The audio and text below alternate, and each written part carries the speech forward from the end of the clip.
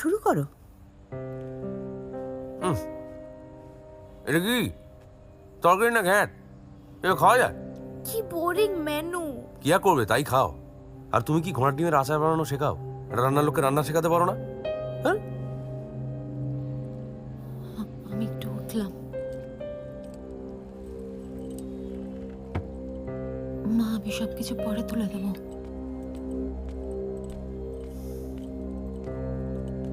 কি হলো, খেলো না কেন? নতুন বাড়ি, নতুন গাড়ি, তাও জয়া সব সময় মুখটা ওরম করে রাখে কেন রে? তুই কিছু বলতে পারিস না? দরকার হলে ভালো ডাক্তার দেখা। ওই সারাদিন বাড়িতে থেকে থেকে ডিপ্রেশন। কাজে যাচ্ছে, এবার ঠিক হয়ে যাবে। একা তো আমিও থাকি, কই আমার তো ডিপ্রেশন হয় না। আমি বই পড়ি, সেলাই করি, পুজো করি। ভালো থাকতে জানতে হয়, এসব বিলাসিতার অসুখ বেশি আহ্লাদ দিও না।